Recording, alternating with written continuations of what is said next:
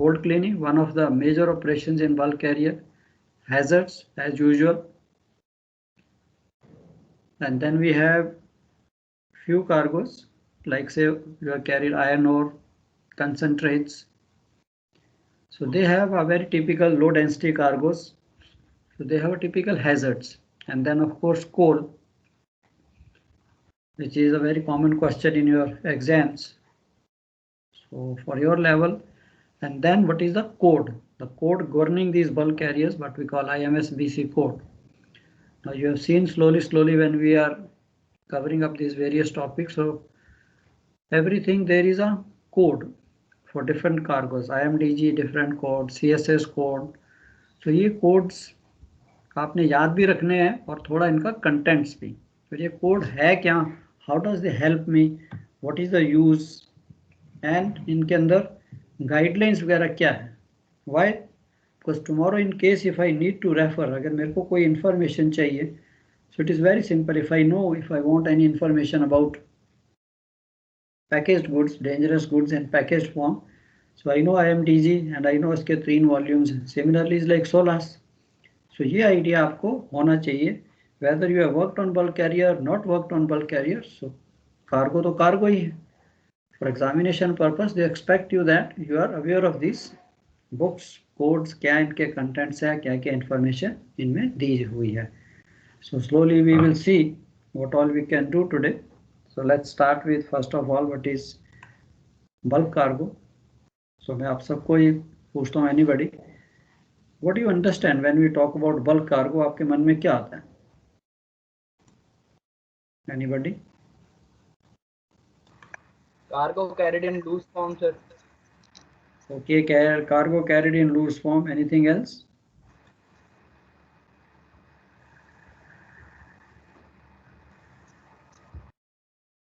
थोड़ा सा देखिए हमें टेक्निकल, isn't it? अब आस्ते आस्ते आपकी लैंग्वेज जो है थोड़ी टेक्निकल होती जाएगी, and by the time you reach your examination center, I think you will be talking in a language which of course everybody understands and लगता है कि yes इसने अब थोड़ा सा ये लेमैन से ऊपर आ गया, isn't it? So bulk cargoes को anybody else? ठीक है, he said कि loose cargo. Anything else? Any other way you can express? Bulk में सर ग्रेन वगैरह. ठीक है, वो तो आगे टाइप्स आ गई. जैसे हम बल्क बोलते हैं, अगर somebody ask you यार what is bulk cargo, I am working on bulk carrier, so किसी को समझाना है मैंने यार ये बल्क कैरियर या बल्क कार्गो होता क्या है. पैकेज फॉर्म में नहीं है sir. Yes, so this is a cargo which is loaded without any containment directly into the holds of the ship, isn't it? So then we will see कि हाँ अगर मेरे को इसकी डेफिनेशन पूछनी है, solid bulk cargo. What is solid bulk cargo? Now we are dealing with solid bulk cargo, not the liquid. Liquid is again tankers. Now solid bulk cargo, any material other than liquid or gas consisting of a combination of particles or granules or any large pieces of material generally homogeneous in composition. अब आप किसी भी cargo को देख लीजिए, iron or grain, anything, they are all similar, homogeneous in composition, which is loaded directly into the cargo spaces of a ship without any intermediate form of containment. So इससे सारी चीज क्लियर हो जाती है कि yes, this is what I mean, cargo or solid bulk cargo, what it is. Now इसके साथ आपका एक आ जाता है angle of repose. Now what is basically angle of repose? अभी आप इसकी if we show you sketch. Now, angle of repose in a very simple form, that if we pour this cargo, a pile is formed, isn't it? Now the angle this cone slope forms when this cargo is poured anywhere, whether on the jetty or in the ship's holds. So any bulk cargo will form a sort of a pile. So this angle, what it makes, the angle of what we call with the horizontal plane is known as the angle of repose. Now since if the cargo is not in any packaged form, this thing will not take place. We can carry this cargo also in a packaged form, like you have seen this grain, wheat, when we pack in the bags, so it becomes a packaged form. फिर तो इसकी heap नहीं बनेगी. Now angle of repose is the maximum slope angle of non-cohesive, that is free flowing granular material and it is the angle between a horizontal plane and the cone slope obtained when the bulk cargo is loaded onto this plane. अब ये तो आपने समझ लिया, but इसका use क्या है? इससे कुछ इंफॉर्मेशन मिलती है आपको? सर शिफ्ट होने का। Very good, very right. थोड़ा और आगे बोलिए, कोई बात नहीं, आपने बोल दिया कि आपके मन में है। So that is what I am saying कि yes you have everything in the mind, you understand, but आपको एक्सप्रेशन में थोड़ी सी प्रॉब्लम आती है। ट्रिमिंग वगैरह डिपेंड करती है सर इसके ऊपर, फाइनल ट्रिमिंग कैसे करनी है फिर, या करने की जरूरत है या करने की जरूरत नहीं है। अगर एंगल ऑफ रिपोज छोटा होगा तो सर फाइनल ट्रिमिंग की जरूरत ही नहीं है। एंगल ऑफ रिपोज हाई होगा तो सर उसको इक्वली ट्रिम करना पड़ेगा कार्गो को कार्गो होल्ड में, ताकि शिफ्ट ना हो। ओके, अभी देखो आपने कहा भी इम्पोर्टेंट फैक्टर आपने जो था वो बाद में बोला। Now, angle of repose, say if I show you now, I've shown this picture. Now if you see this table I have made here, angle of repose and flowability. I think everyone understands flowability means how easily the cargo can flow, or how difficult, or how with what difficulty the cargo can or cargo cannot flow. Now if you see here the angle of repose, if it is less than 25 degree, the flowability is excellent, means this cargo can easily flow.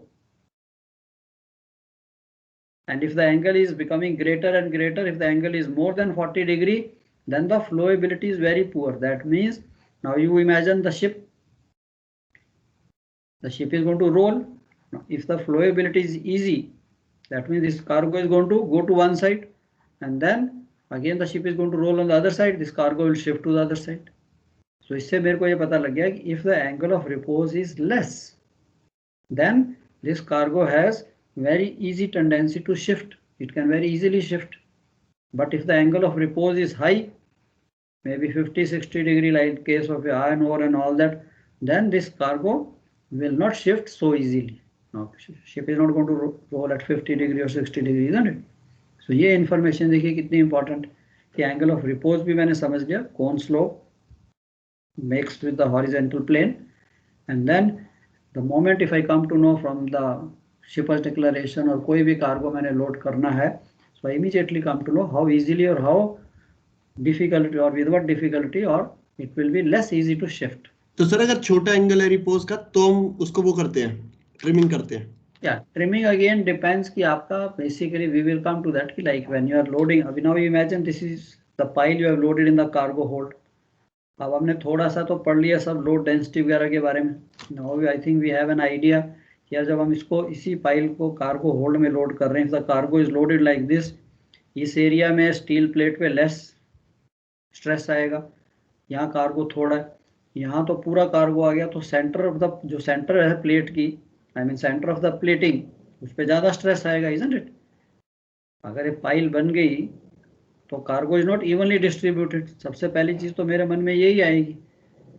सो अगर मैं इसको evenly distribute करता हूँ, एक square बना देता हूँ या रेक्टेंगल बना देता हूँ इवनली, जिसे हम ट्रिमिंग कहते हैं कि इसको मैं ट्रिम करता हूँ, तब आपकी जो प्लेट है, जो उसकी स्ट्रेंथनिंग है, वो इक्वली डिस्ट्रीब्यूशन हो जाएगी, इजंट इट? सो इसके लिए कि यस इसको अगर हमने लाइक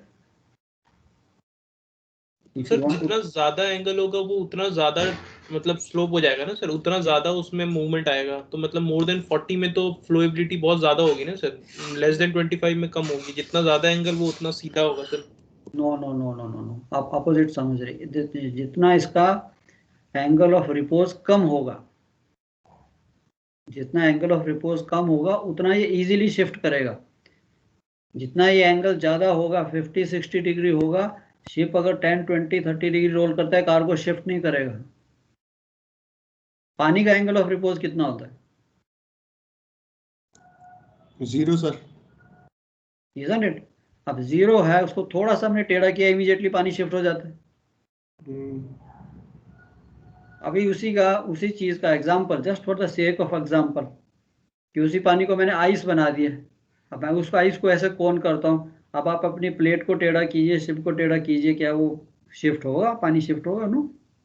तो जितना एंगल ऑफ रिपोज ग्रेटर होता जाता है, उतना जो है शिफ्टिंग के चांसेस कम होते जाते हैं, समझे? So this is basically what we have the angle of repose, and उसके हमें इंफॉर्मेशन क्या मिलती है and how can I use. बाकी आपकी रही कि स्ट्रीमिंग ना, what we are your question. मतलब sir angle of repose cargo के हिसाब से फिक्स रहता है? यस, अलग अलग कार्गो का अलग अलग रहेगा। Like grain 15 to 20 degrees, about 18 degrees है ग्रेन का एंगल। अभी आपने देखा ग्रेन वीट जो है उसको आप थोड़ा सा अगर शिप 15 डिग्रीज अगर उसका एंगल ऑफ रिपोज है, if the ship rolls 15 degree, the grain is going to shift, grain एक तरफ आ जाएगी सारी। इसका मतलब सर अगर हम उसको पूरा इक्वली ट्रिम भी कर दें अगर ग्रेन को, वो तब भी शिफ्ट करेगा सर? यस में हाँ, बट ये है कि लाइक इस सिचुएशन में और एक ट्रिम्ड सिचुएशन में, जब ये बिल्कुल ये सीधा है तब थोड़ा फर्क रहेगा। ये इस कंडीशन में वो जल्दी थोड़ी शिफ्ट करेगी, ये ऊपर वाला जो शिफ्ट होना शुरू हो जाएगा। बट मैंने सर ग्रेन को शायद पूरा फिल भी करते हैं, जैसे वीट वगैरह लोड करते हैं तो उसकी रिक्वायरमेंट भी है कुछ।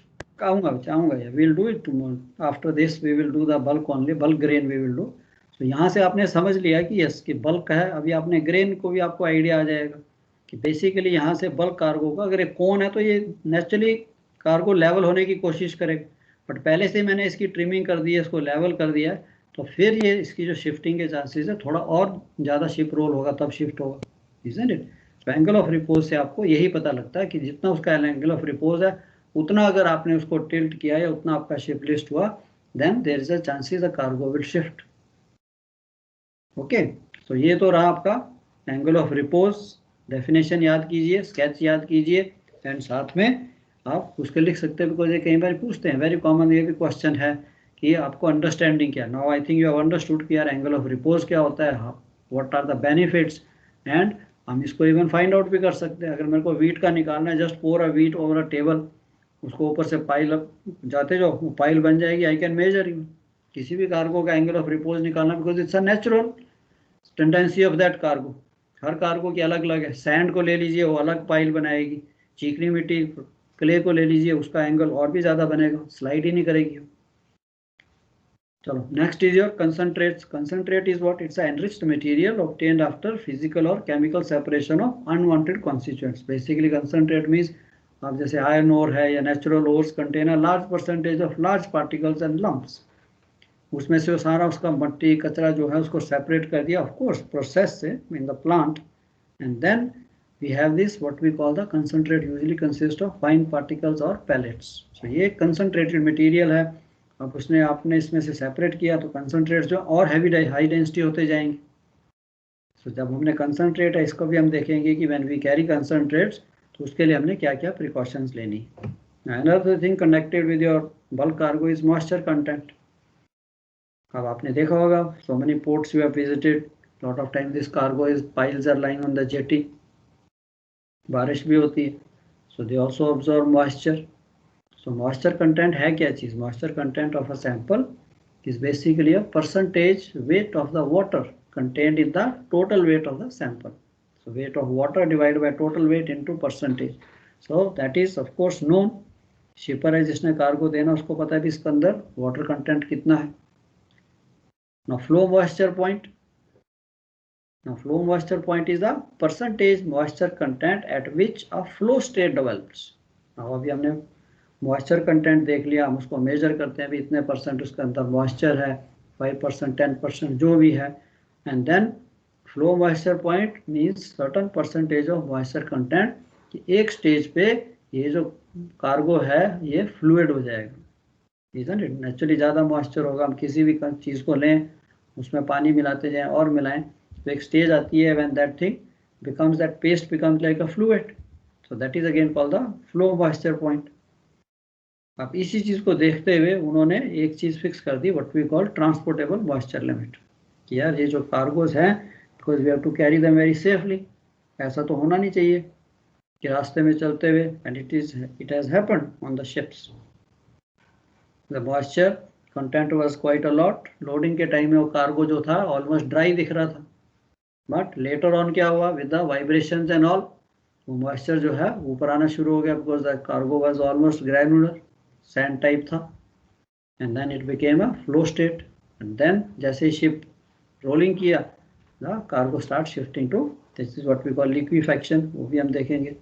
तो इसके लिए उन्होंने ट्रांसपोर्टेबल मॉइस्चर लिमिट की, it is the maximum moisture content of a concentrate considered safe for carriage by a general cargo vessel. So it's about 90% of your flow moisture point. So ये भी आपको इसकी इंफॉर्मेशन भी captain chief officer आपके पास होगी। Before we load a cargo the shipper has to provide, otherwise हमारे पास IMBC कोड, हम वहां से भी देख सकते हैं कि इसकी TML कितनी है। Now comes the moisture migration. अभी हमने देख लिया यस, तो मॉइस्चर कंटेंट कितना है, मॉइस्चर लिमिट कितनी है। अब ये मॉइस्चर जो है हमें कैसे इफेक्ट कर सकता है, how it effects the cargo.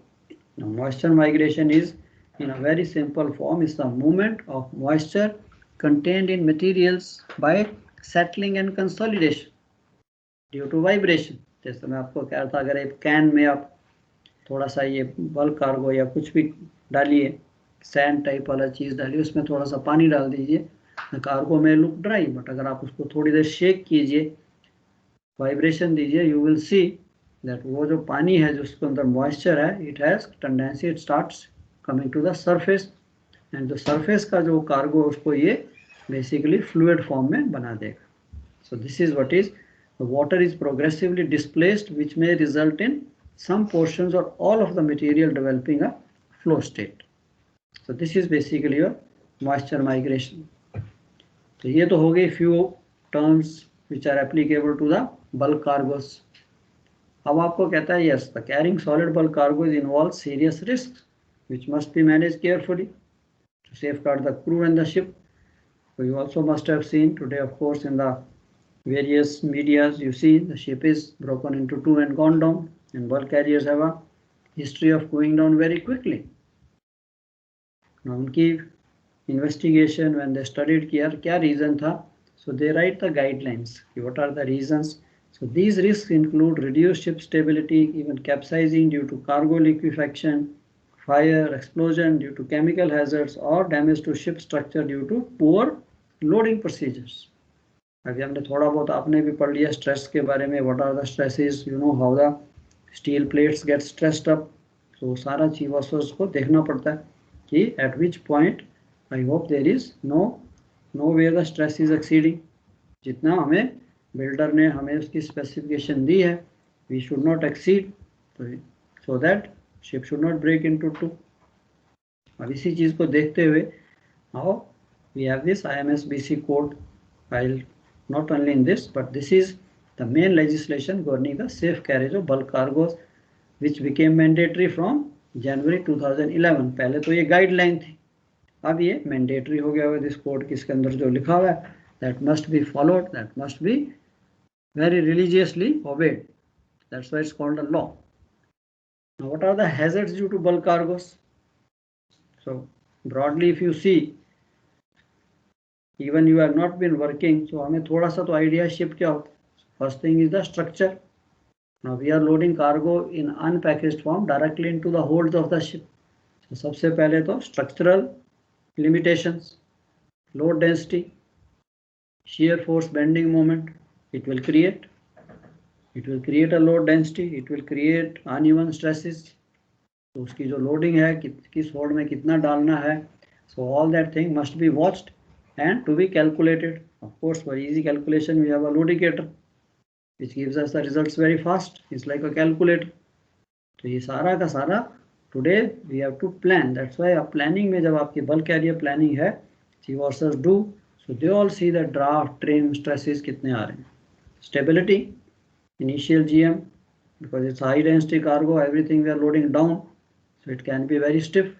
Stiff होगा तो violent rolling. Time period will be very less. Within 10-15 seconds, the ship will come from one side to other side. And shift of G, horizontal or vertical.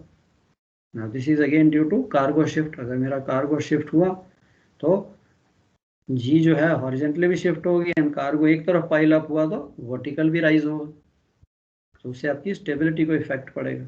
And third, chemical. Now what are the chemical dangers? Reaction first of all. Cargoes, sulfur, coal, they can react with the steel, corrosion, heat up the metal. Then certain cargoes can give you toxic vapors. And then we have fire, of course. Fire today, you know, most of the cargoes today are chemical in one way or the other. तो कुछ ना कुछ तो उनमें reaction हो सकता है, spontaneous combustion, external fire. So ये सारे इसके mostly these are the hazards of your bulk cargoes. Now अब अगर आपके पास आता है what I was talking, The first thing is now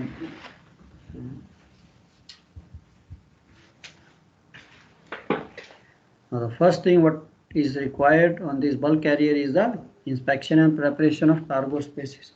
तो ये थोड़ा सा सेंसिटिव और क्रिटिकल मेथड, क्योंकि अगर मेरे होल्ड्स ही साफ नहीं हुए, फर्स्ट ऑफ ऑल इंस्पेक्शन होगी, holds will fail, and if the holds fail they are not going to load cargo. So all bulk carriers, of course, the office gives you instructions in your SMS forms or SMS manuals. So carries requirements for bulk cargo. Now her cargo की अलग-अलग specification होगी, cleaning standards होंगे, अलग-अलग cleaning standards होंगे. Not that कि एक के लिए हमने किया तो okay we are going to clean the same way. Example coal, उसके लिए cleaning standards will be different. If I am going to load grain after the coal, उसके लिए cleaning standard you know that. तो food item, similarly fertilisers.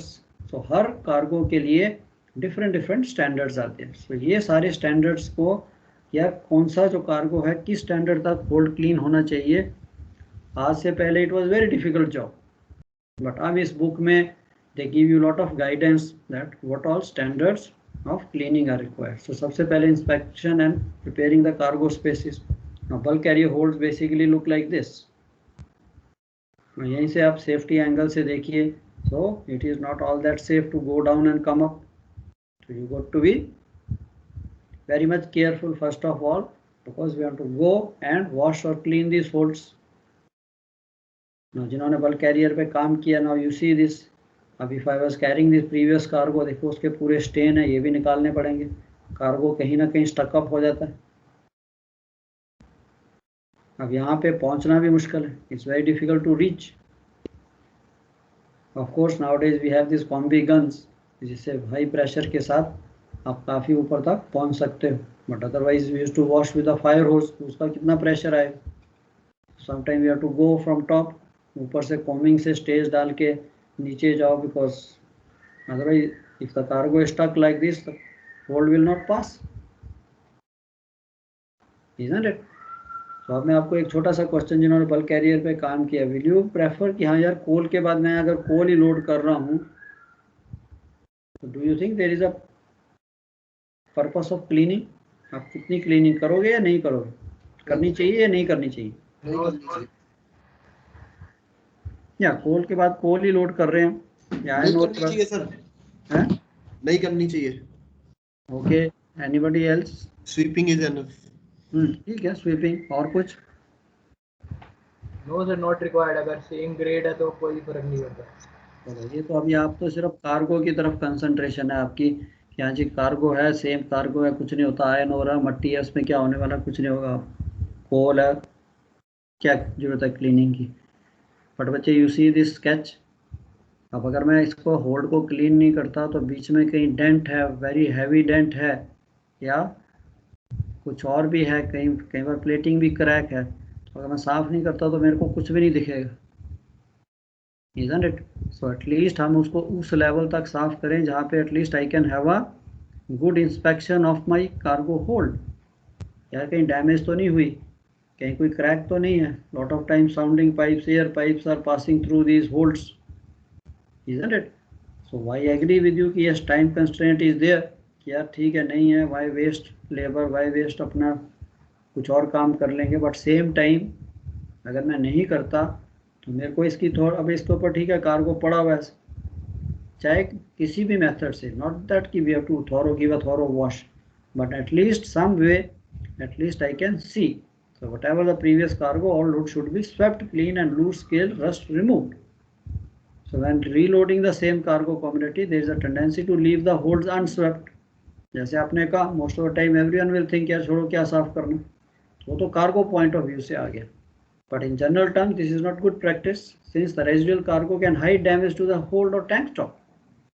Traces of previous cargo such as sulfur traces in coal cargo, some fertilizer cargos may corrode your bare steel. तो इसके लिए ये चीज़ जो है थोड़ी सी आपके मन में आनी चाहिए. That depends situation to situation, of course up to the chief officer's level they will see कि हाँ भाई कितना काम है, क्या करना है, कैसे इंस्पेक्शन करनी है. Now comes the safety part, the hold cleaning, operating high pressure wash guns at sea, moving ship. It is a hazardous operation. So tomorrow you can be in charge of the hold cleaning. तो आपको सबसे पहले even in the exam or even otherwise on the ship, all the time I am insisting safety, safety, safety. But safety कहने से नहीं आती. We have to be very careful. Thought processing, आगे की सोचना है यार क्या काम करना है, किस क्रू को कहाँ भेजना है, कैसे भेजना है, वहाँ की सिचुएशन क्या है. So all these things must be thought before. इसीलिए आजकल आपका permit system, risk assessment, tool box बहुत जरूरी है. Why not for you, you know everything, but how do you know that other people also know क्या क्या precaution लेनी, क्या क्या हो सकता है. तो बोला चलो ठीक है यार, okay we will go and start the washing. चलो जाएंगे नीचे, लैडर देखी नहीं कि लैडर ठीक भी है कि नहीं, टूटी हुई ऊपर से नीचे. तो hold cleaning operation to be authorised by again master chief officer. Bridge must be in touch. Work permit system, all personnel to wear proper PPE. This is the most important thing. क्यों? अब आप in charge बन गए, किसी को कुछ हो गया तो क्वेश्चन आपको पूछा जाएगा. तो इसलिए कहना भी नहीं भाई, प्यार से please wear proper shoes, proper boiler shoes जो भी है, एंड सेफ्टी बेल्ट जो भी चाहिए. All personnel to be aware of dangers and their duties. Only experience trained crew. Air line hoses should be in good condition. All the material, ये आपकी अभी duty बन जाती है कि इसको चेक करना कि whatever equipment they are using that is in good condition. All ladders accesses to be in sound condition. All portable ladders properly secured. तो ये चीज़ आपके पॉइंट पे अगर कहीं आपको क्वेश्चन भी आता है, सो यू नो यार what all things I need. जिन्होंने बल्क कैरियर नहीं भी किए, so I'll send you these notes, please go through all ladders, accessories, portable ladders, proper communication, lifting equipment. Normally we have this sludge hoist. अगर cranes हैं तो उससे भी उठाना है. वायर की क्या कंडीशन है, नहीं कि आपने कचरे का ड्रम उठाया तो ऊपर से ही वायर टूटी और नीचे.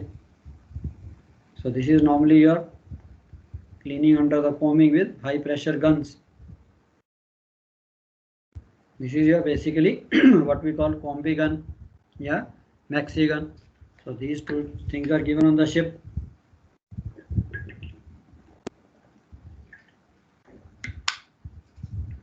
But इनको ऑपरेट करने के लिए you got to be very very careful.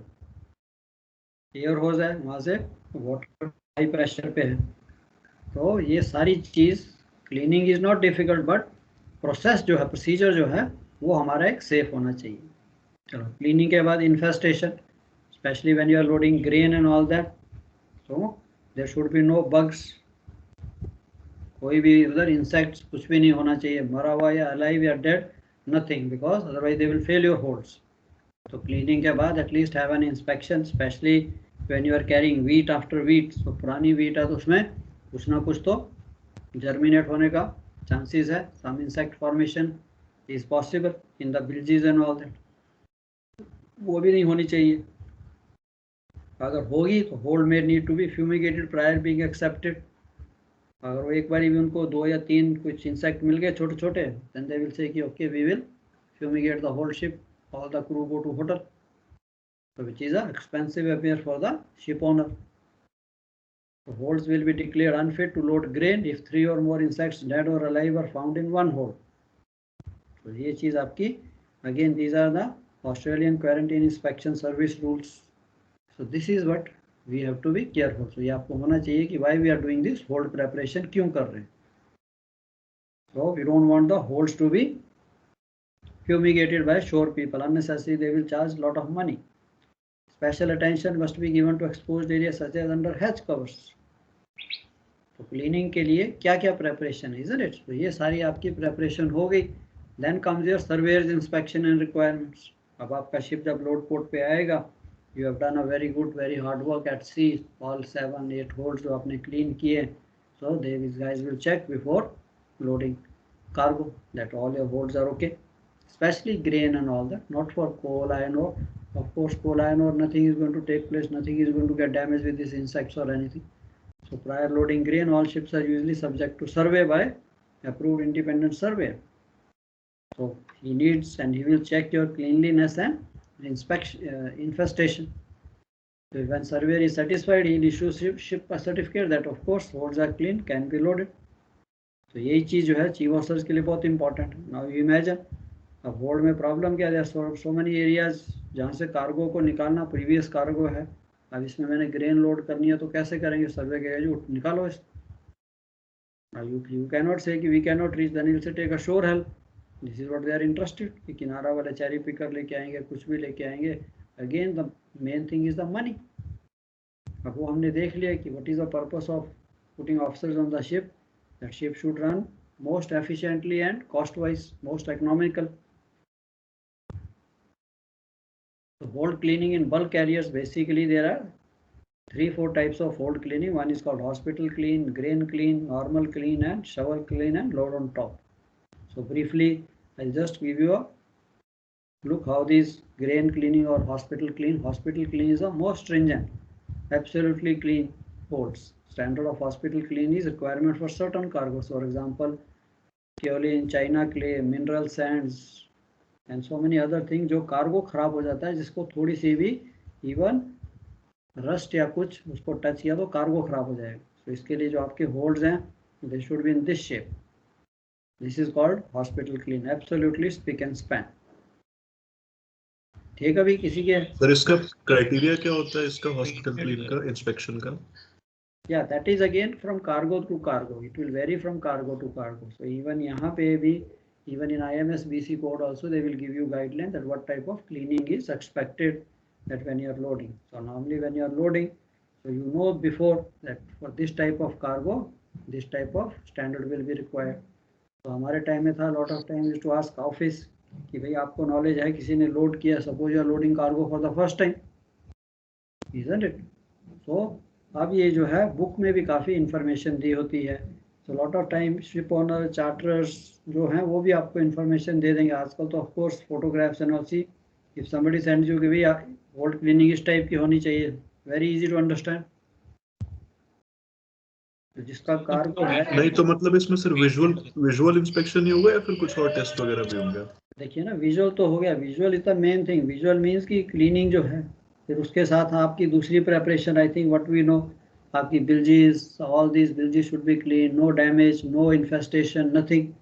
सिर्फ ये नहीं क्लीनिंग है बट उसको कुछ बीच में इंसेक्ट्स मिल गए, इजंट इट, छोटे छोटे, तब भी होल्ड फेल हो जाएगा. तो ये सारी चीज़ें जो हैं, so first thing it starts with the cleaning. उससे पहले हमने देख लिया कि we'll have an inspection for the damage also, कि यार कहीं लैडर टूटी तो नहीं है, कुछ चीज़ डैमेज तो नहीं, उसको रिपेयर करेंगे, फिर स्वीप करेंगे, फिर उसको अच्छा क्लीन करेंगे. And then other things also we will check. तो ये तो आपको एक सैंपल है कि हॉस्पिटल क्लीन कैसा दिखता है. ग्रेन क्लीन वो थोड़ा सा इससे कम है. Ship will be required to grain clean for majority of bulk and break bulk cargo. Such all grain, soya, इसके लिए शिपर्स में अलावा डिफरेंट स्टैंडर्ड ऑफ क्लीनलीनेस. तो यहाँ पे जो क्लीनलीनेस है इतनी स्ट्रिक्ट नहीं एज कम्पेयर टू जहाँ पे वो था. तो यहाँ पे भी क्लीनिंग है, देखिए कितनी थॉरो है. तो ये नहीं कि नीचे अगर आपके पास है, लूज रस्ट नहीं होनी चाहिए. तो मैंने वॉशिंग किया तो sometime you have that powder type, rust powder जैसा बन जाता. तो उसको भी हम वाइप आउट कर देते हैं या ब्रूम से एक फाइनल ब्रूमिंग करके. So there be example, I am loading wheat, तो फूड आइटम है ना, खाने की आइटम है, उसमें कोई भी लूज रस्ट या अदरवाइज व्हीट को कुछ नहीं होने वाला है. तो ज़मीन पे भी तो पड़ी रहती, फर्श पे भी तो पड़ी रहती. तो सेम थिंग है, कोई ऐसी चीज़ नहीं होनी चाहिए उसके साथ मिक्सअप हो सके. So this is what your is like a grain clean. तो ये भी है कि अगर आपको आता है, पूछे कोई कि यार व्हाट टाइप ऑफ क्लीनिंग की, sir mostly I will see, I will take a guidance from IMS BC, and if the requirement is like there are 2-3 nomenclatures, these are 2-3 standards कि how much type of cleaning, green clean चाहिए, hospital clean चाहिए, किस type का cargo की requirement है, उसके accordingly करेंगे. Normal cleans जैसे कि आपने कहा कि सेम कार्गो लोड कर रहे हैं, वॉश डाउन डिपेंडिंग कि चार्टर की रिक्वायरमेंट पे, and sufficient for taking cargo similar to compatible. तो नॉर्मल क्लीन है कि कई बार कहता है ठीक है just sweeping is enough, coal के बाद कोल कर रहे हैं, नथिंग. वो तो मैं अपने लिए कर रहा हूँ ना, अपना स्ट्रक्चर को देखने के लिए कहीं डैमेज तो नहीं. कार्गो के लिए हो सकता है same cargo, not much difference. Shovel clean भी जैसे आपने देखा है, बल्क कैरियर्स में क्या लास्ट की स्वीपिंग हो, पेल ऑर्डर या बुलडोजर से ही कार्गो इकट्ठा करते हैं. That is also like with shovel के साथ इकट्ठा कर दो, that's all, we take your cargo away, previous cargo होना नहीं चाहिए, that's all. And load on top, exactly what it says, the cargo is loaded on top of the existing cargo residues. Usually this means grab clean. Okay, इतनी ज़्यादा cleaning का standard नहीं है. जैसे example iron ore के बाद iron ore ही load करना है, तो उसको no need to wash. Why wash? हाँ ठीक है, मेरे को इंस्पेक्शन के लिए करना, वो अलग चीज़. Otherwise grab clean is enough, because I am going to load same cargo, कुछ नहीं होने वाला उसको. So these are the various things. Now तो ये भी हो गया. अब आपका बिल्ज बैलेंस सिस्टम है, ये भी, इसकी भी नॉलेज होनी चाहिए सब अफसर्स. क्यों नॉलेज होनी चाहिए? कि ये तो है नहीं कि एक कार्गो, एक होल्ड में कार्गो है और आपने बिल्ज बैलेंस सिस्टम चला दिया और बिल्जेज में पानी आ गया और कार्गो खराब हो गया. तो हमें पता होना चाहिए जो हमारा बिल्ज बैलेंस सिस्टम है वो किस टाइप का है, कहीं लीकेज तो नहीं है, everything all non return valves are holding. तो ये सारी चीज़ की नॉलेज भी होनी चाहिए.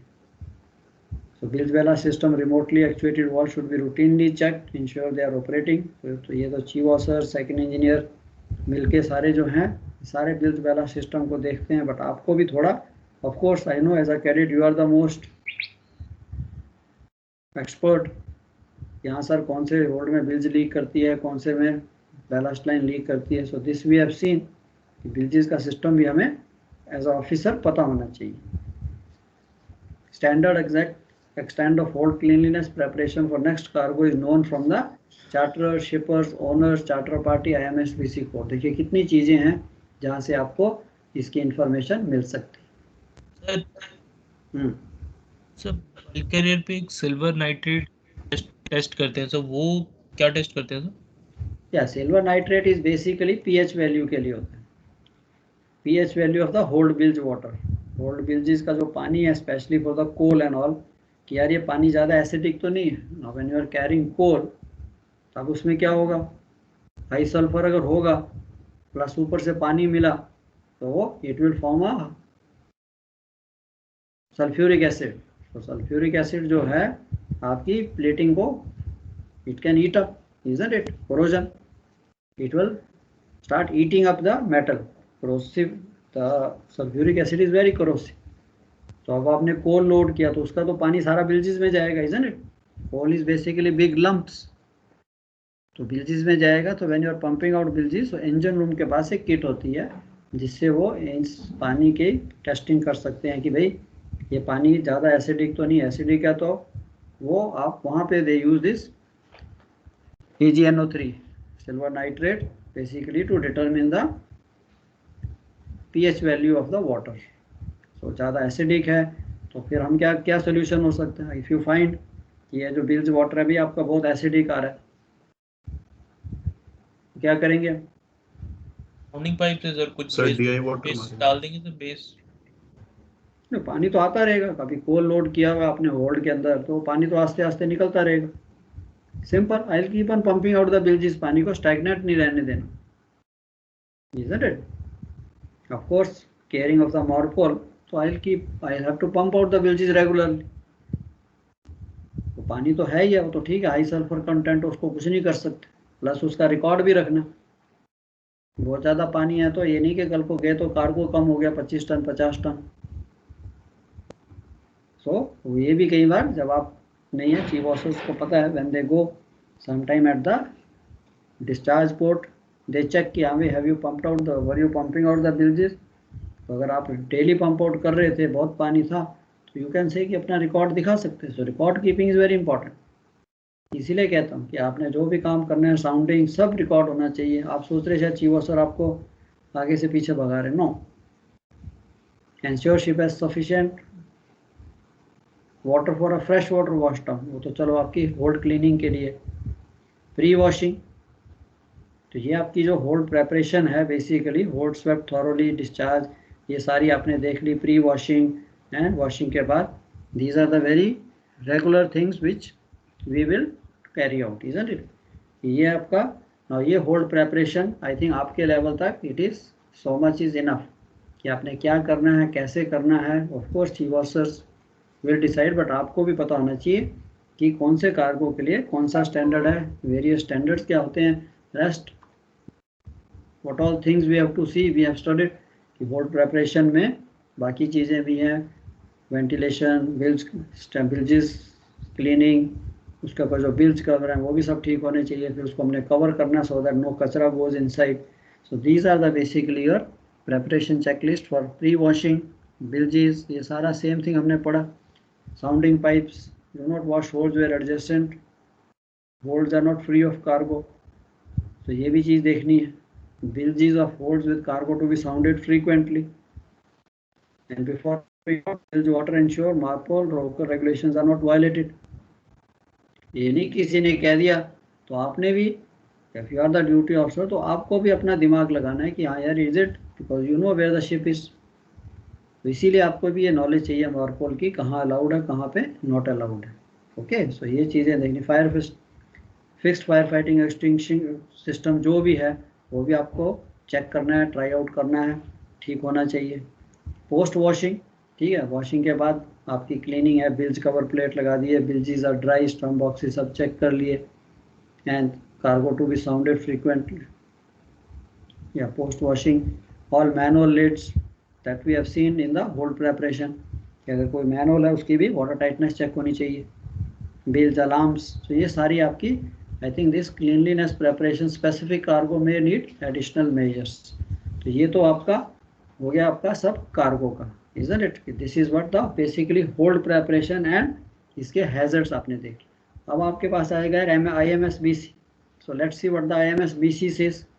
क्या IMSBC क्या है, उसके contents क्या हैं, and various types के कार्गो, यहाँ पे भी कैटेगरीज है।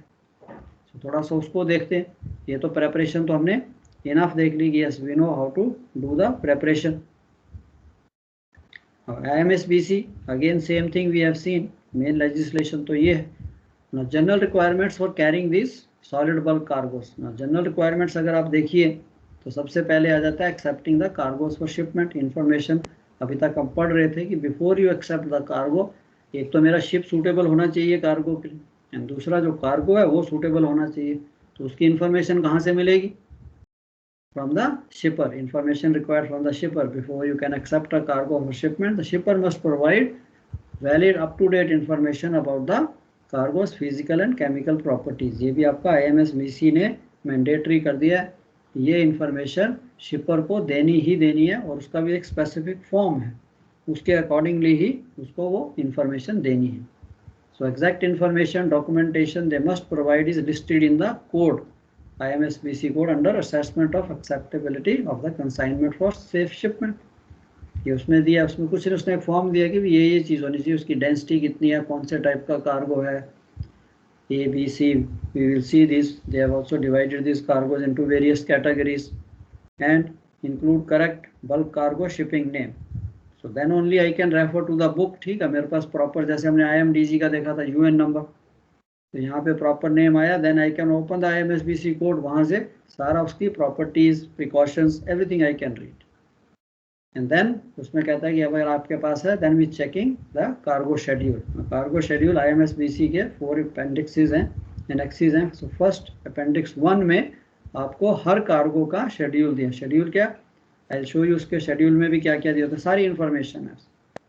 इवन क्लीनिंग कितने, क्लीनिंग स्टैंडर्ड कितना है ड्यूरिंग द ट्रांजिट, वेंटिलेशन, और क्या क्या प्रिकॉशन लेनी है हर कार्गो की, उसने अपेंडिक्स 1 में IMSBC कोड के अपेंडिक्स 1 में ये दिया हुआ।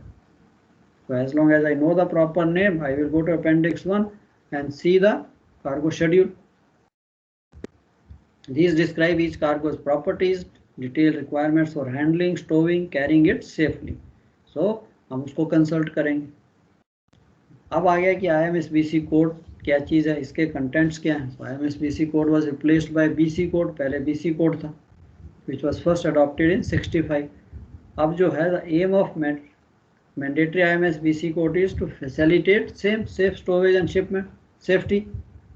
इसको भी उसने इनलाइन कर दिया। So what was the need to replace this code, to make this code mandatory, because जो BC कोड था वो सिर्फ रिकमेंडेटरी था, and to draw parallel with the structure of IMDG code. जैसे अब IMDG कोड है उसी तरह उसने सारी बुक्स को हार्मोनाइज कर दिया, मच बेटर। फिर इसकी अमेंडमेंट साइकिल भी वैसे, references of recent 16 amendments and to add new products जैसे उसमें थे, इस बुक में भी अमेंडमेंट्स जो है आती रहती हैं। SOLAS again chapter 6 part A B pertains to mandatory provisions governing carriage of solid bulk cargoes. तो आपको कहा था कि 16 को भी थोड़ा थोड़ा टच करना शुरू कीजिए, कौन से चैप्टर में क्या है. तो चैप्टर 6 में बल्क कार्गोज के बारे में, चैप्टर 7B में again provisions for carriage of dangerous goods in solid form in bulk. Chemicals हैं वो भी डेंजरस हो सकते हैं, तो वो almost in line with IMDG है. But when I am carrying dangerous goods in solid form in bulk, then I will refer IMSBC code. When I am carrying in package form, then I will refer IMDG code. Okay, so ये चीज आपने याद रखनी है. अब इस code का M ambition क्या क्या है, मेरे क्वेश्चन भी आता है, what is IMSBC code and what is the aim of this IMSBC code? So basically is to facilitate safe storage and shipment. How? By providing information. अभी आपको एक बुक है जिसमें all this information is given, so that is the best help. अगर मेरे को book में सब कुछ मिल जाता है, so this is what this book tries to do, that he provides information on the dangers associated with the shipment of certain types of bulk cargoes and instructions on procedures to be adopted when these cargoes are carried. तो इतना आपने कर लिया. So this is basically the aim, to highlight the dangers, to give guidance on the procedures to be adopted, and to list typical materials currently shipped in bulk cargoes with advice on their properties and handling. तो ये सारी चीज जो है उसने आपको clear कर दी कि this is the aim of this book, to describe test procedures to be employed to determine various characteristics, ये भी इस बुक में दिया. How to carry out the various test, angle of repose कैसे निकालना है, TML निकालना, उसका भी टेस्ट है. वैसे तो लेबोरेटरी में निकालते हैं, अदरवाइज रफली यू कैन डू इट. आपके लेवल पे नहीं है, बट अगर कोई पूछे तो कैसा इस बुक के अंदर दिया हो. मैंडेटरी फ्रॉम 2011 एंड इसकी भी अमेंडमेंट्स आती रहती हैं. तो अभी आपकी जो लेटेस्ट अमेंडमेंट है on this, basically I have given a list of amendments. It is 5 of 19, अब 6 of 20 will be coming. So this is enforce from 1 January 21, जैसे IMDG की थी उसी तरह से इसकी भी है. सो 6 of 20 विल कम, एंड उसमें भी सेम थिंग, कोई न्यू चीज़ आई, न्यू अमेंडमेंट्स, अगर कोई नए प्रोडक्ट्स आते हैं तो वो एडअप होते जाते हैं. This is the new way of handling. तो ये सारा पर्पस है. सो application and implementation of this code, all the ships जहाँ पे भी SOLAS कन्वेंशन लगती है, I think all the ships follow SOLAS, तो ये भी सब शिप्स को एप्लीकेबल हो जाएगा. Now the code is legally treated as mandatory under SOLAS, but कोई कोई चैप्टर इसमें है जो मैंडेटरी नहीं है, नहीं सारे chapter, but at least you know it is legally mandatory from 2011. तो आपके लिए इतना ही इनफ है. Yes, now comes the IMSBC code. In order to keep pace with the expansion progress of industry, this code is amended and includes fully updated individual schedules for solid bulk cargoes. कहाँ दिए होते हैं? Appendix 1 में. Let's see इसके contents, इसके chapters क्या क्या हैं इसमें. So IMDG code basically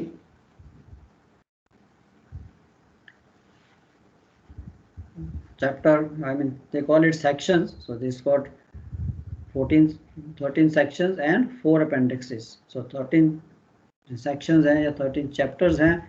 First normal general provisions, general loading, carriage, unloading, safety of personnel, assessment of acceptability, section 4. And आपकी ट्रिमिंग प्रोसीजर्स कहाँ कहाँ चाहिए, किस किस कार्गो को चाहिए वो भी दिया. Methods of determining angle of repose, section 6 में देखो वो भी इसने. So you don't have to do कि कैसे निकालना, it's given in the book. तो आपके लेवल पे ये क्वेश्चन है, but you should know what is angle of repose, कि अगर निकालना भी है, same thing I told you, just pour that cargo and you can measure very easily. Cargoes that में लिक्विफाई, उनके साथ क्या करना है वो भी इस चैप्टर 7 में दिया. Test procedures for cargo that may liquefy, तो ये सारा का सारा आपके पास दिया. Storage factors, references, security provisions. No ये अपेंडिक्स 4. तो 13 चैप्टर्स एंड 4 अपेंडिक्सेस थोड़ा सा आपको होना चाहिए. दे मे नॉट आस्क यू कि क्या क्या कंटेंट है, और इतना पता होना चाहिए कि sir these broadly these things are given. Appendix 1 individual schedules, 2 laboratory test procedure, and 3 properties of solid bulk cargoes. हर कार्गो की प्रॉपर्टी उसने यहाँ पे दे दी है. And appendix 4 is the index alphabetical index of solid bulk cargoes. तो ये content not difficult, so you know now IMSBC code क्या है, उसके अंदर क्या क्या दिया है, हर कार्गो की इंफॉर्मेशन है। आई कैन वेरी इजीली उसको पढ़ सकता हूँ और उससे हेल्प ले सकता हूँ।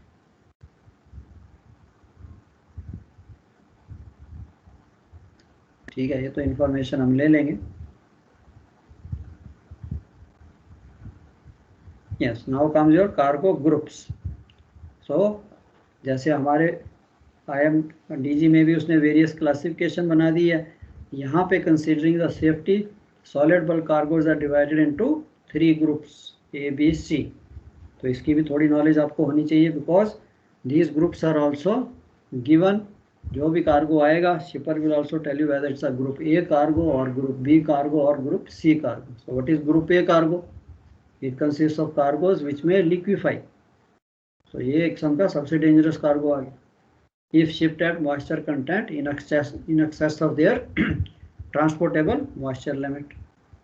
तो यहाँ पे थोड़ा सा, तो this cargo is little you got to be careful कि उसका TML जो है हम देखेंगे, अगर डाउट लगता है तो उसको चेक भी कर सकते हैं, अपने आप ही चेक कर सकते हैं। So group A cargoes which have a tendency to liquefy and group B cargoes consist of cargoes which possess a chemical hazard which could give rise to a dangerous situation on a ship, isn't it? Can you think of any cargo जो जिसमें ये chemical reaction होने का डर हो, chemical hazard हो?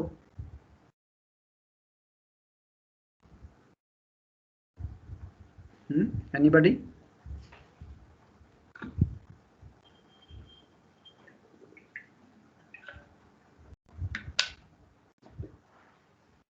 नहीं आता मन में कोई भी केमिकल हैजर्ड किस कार्गो का हो सकता है? कोल है, सबने देखा कोल। Okay, so group C consist of cargoes which are neither liable to liquefy nor possess chemical hazard। so group C means safe cargo, कि इसमें इतना डेंजर नहीं है।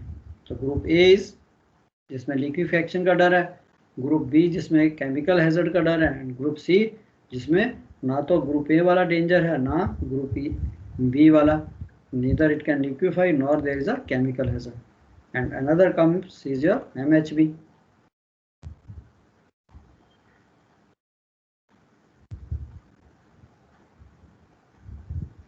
So another is some of these materials which are classified as dangerous goods and some others are material hazardous only in bulk। So MHB भी है कि certain goods are only dangerous when they are carried in bulk, otherwise they may not be dangerous।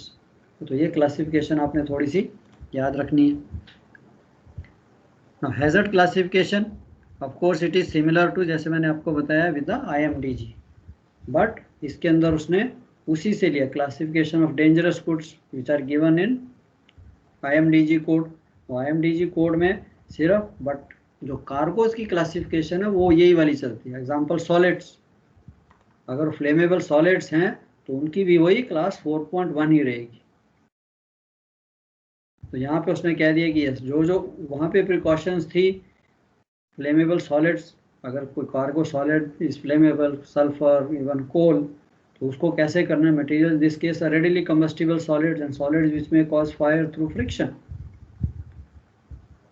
तो ये भी हम उसी code से देखेंगे, IMDG कोड से भी, इसके लिए क्या क्या प्रिकॉशंस हैं, जो फ्लेमेबल सॉलिड्स हैं उनके क्या क्या रिएक्शन हो सकते हैं, क्या क्या प्रिकॉशंस लेनी है। But we will refer the IMSBC code, उसको कैसे अलग अलग से लोड करना है, कहाँ पे हम इकट्ठा लोड कर सकते हैं या नहीं। Okay, so this is basically your hazard classification for flammable solids or substances liable to spontaneous combustion। same 4.3 oxidizing substances, वही वाली क्लास जो है यहाँ पे भी आ जाएगी। और नेचुरली सेग्रीगेशन भी अगर चाहिए होगी तो उसी तरह से सेग्रीगेट करेंगे। यहाँ पे सेग्रीगेशन है कि डिफरेंट होल्ड्स हो सकता है, आप 2 टाइप के कार्गो कैरी कर रहे हो बल्क कार्गोस, एक ऑक्सीडाइजिंग हो, एक हो सकता है फ्लेमेबल सॉलिड, तो उसकी भी क्लासिफिकेशन जैसी वहाँ पे लिखी है उसी तरह से करेंगे। तो ये तो आपके रहा बेसिकली द हैजर्ड क्लासिफिकेशंस, ये हमने कर लिया। अब आता था आपका कि ये जो इस बुक में IMSBC में इसमें दिया क्या क्या होता है। और you want to have a break कि IMSBC कोड के अंदर हमें दिया क्या है, अगर इसका schedule what we are calling individual schedule. So individual schedule में we will go through what all things are given, so how it is arranged, so that we will see example. उसने चलो अमोनियम नाइट्रेट तो होता है कि which code will be applicable. तो अगर ammonium nitrate अगर मैं इसको एक ड्रम्स में या बैग्स में कैरी करता हूँ फिर IMDG लगता है। अगर बल्क में कैरी करता हूँ इनटू द होल्ड्स देन आपका IMSBC code will be applicable. So similarly अगर मेरे को ये कार्गो कैरी करना है लाइक से फेरोसिलिकन, तो आपको ये डिटेल दी होगी that what is the bulk cargo name, ये कौन सा ग्रुप है, references, and then it will be given ferrosilicon के लिए ये सारी डिस्क्रिप्शन है। चलो आप चाय पी लीजिए, take a break, then we will continue with this. Sir बोलिए। सर एक मेट्रोलॉजी की बात करनी थी। हाँ बोलो। सर एक पास्ट ईयर में ना सर एनीमोमीटर पे क्वेश्चन आ रखे कि उसके केयर, उसकी मेंटेनेंस, उसका प्रिंसिपल, ये सब है। तो सर ये तो अपनी जो बुक है उसके अंदर एनीमोमीटर है नहीं इंस्ट्रूमेंट, मेट्रोलॉजिकल इंस्ट्रूमेंट। नोट्स मेरे नोट्स में नहीं है, मैंने नहीं भेजे आपको। मेट्रोलॉजी का तो नहीं भेजा सर। अच्छा याद करा दिया। चलो मैं भेज दूंगा, I will send you this anemometer के नोट्स। उसमें दिया हुआ सारा कुछ, प्रिंसिपल सब कुछ दिया हुआ, कैसे काम करता है वो पढ़ा था ना हमने, किया तो था क्लास में, वो भेज दूंगा मैं आपको। एनीमोमीटर नहीं किया था सर हमने। एनीमोमीटर किया था, आई रिमेम्बर। उसके नोट्स नहीं आए होंगे आपको, हमने पढ़ा था it has got 2 types, anemoscope, anemometer, windmill की तरह चलता है। हमने सर बाकी सब इंस्ट्रूमेंट कर लिए थे जो बुक में थे, वही वाले। चलो in case you want me to उसको दोबारा से करा दूंगा, in case if you feel नहीं हुआ तो मैं कर दूंगा दोबारा से। ओके सर चलो और कुछ। बस सर उसी का चाहिए था सर नोट्स। भेज दूंगा बच्चे, मैं भेज दूंगा एनीमोमीटर के, मैंने बाकी वाले भी भेज दूंगा आई थिंक। ठीक है, वैसे मैं I don't want to confuse you कि अगर आपको बुक वाला ठीक लगता है या मेरे वाले नोट्स लगते हैं, सेम ही है। मैंने कई बार थोड़े से ज़्यादा इलेबोरेट हो जाते हैं, बुक में थोड़ा शॉर्ट फॉर्म में दिया, मैं उनका भी भेज दूंगा। एनीरॉइड बैरोमीटर दूसरा जो थे सारे स्केचेस जो थे वो साइक्रोमीटर, हाइग्रोमीटर वगैरह क्या भेज दूंगा मैं। ओके सर ठीक है, कई बार होता है दूसरे ग्रुप में, may be I have send to other group, दूसरा बैच जो चल रहा है तो उसके साथ कंफ्यूजन हो जाता है। आपको नहीं मिले मेरे को रिमाइंड करा दीजिए कीजिए। ओके यस चलो चाय पी लीजिए, we meet at 12:45। Yes sir, thank you sir. Okay.